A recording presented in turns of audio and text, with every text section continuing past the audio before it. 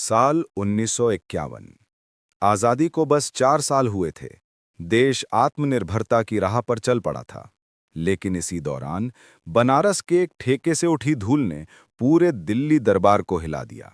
ये वो कहानी है जहां स्टील की जगह स्टील की ईमानदारी पिघल गई।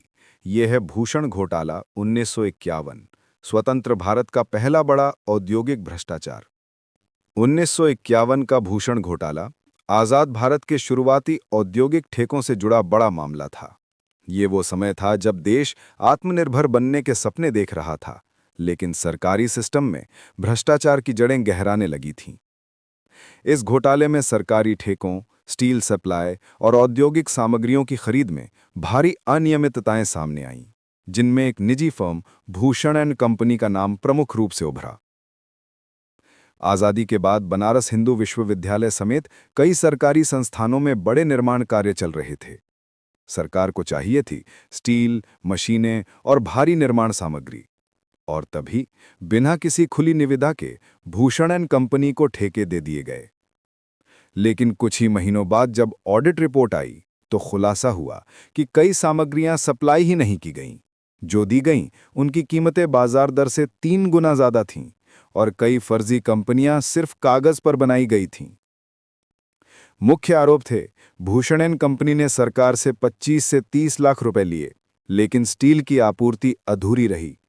सरकारी बिलों में नकली एंट्रियां की गईं, ओवर इनवॉइसिंग की गई और राजनीतिक दबाव में फर्जी बिल पास किए गए।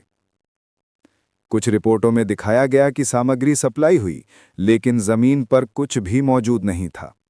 उस वक्त प्रधानमंत्री थे पंडित जवाहरलाल नेहरू। उस समय गृह सचिव HVR लिंगर थे, क्योंकि उस दौर में गृह मंत्री का पद अस्तित्व में नहीं था। इस घोटाले पर तीखी बहसें हुईं।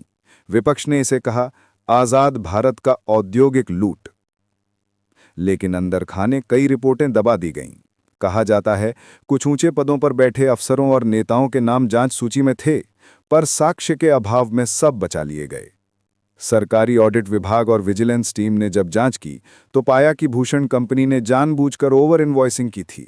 सामग्री की कीमतें कृत्रिम रूप से बढ़ाई गईं और अफसरों ने मिली भगत से फर्जी बिल पास किए। नतीजा यह हुआ कि कंपनी को ब्लैकलिस्ट कर दिया गया, कुछ अधिकारियों को सस्पेंड किया गया, लेकिन धन की पूरी रिकवरी नहीं हो पाई। जनता में गुस्सा था। लोग कहने लगे, अंग्रेज गए तो क्या, अब भ्रष्टाचारियों ने देश लूटना शुरू कर दिया। ये घोटाला आने वाले दशकों में हुए कई बड़े घोटालों की नींव बना। जीप स्कैंडल 1948, मुद्रा घोटाला 1957 और LIC स्कैम 1959। भूषण घोटाला उस दौर का प्रतीक बन गया जहां ईमानदारी का पहला किला हिल चुका था। लेकिन सवाल यह है, इतना बड़ा घोटाला कभी हाईलाइट क्यों नहीं हुआ? क्यों किसी को सजा नहीं मिली? क्यों इतिहास में इसका जिक्र तक नहीं आता? इसका जवाब छिपा है उस दौर की राजनीति में।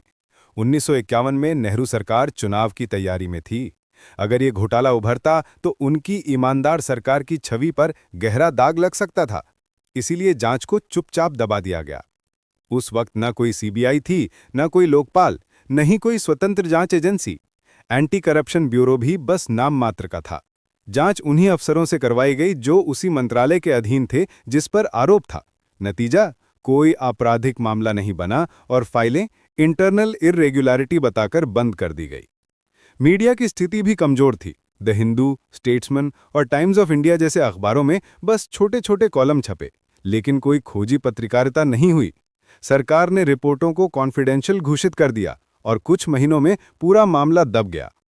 जब तक 1952 के चुनाव हुए, भूषण घोटाला अखबारों से, बहसों से और इतिहास से पूरी तरह गुम हो गया। इसीलिए कहा जाता है डॉक्यूमेंटेड बट अनपब्लिसाइज्ड स्कैंडल।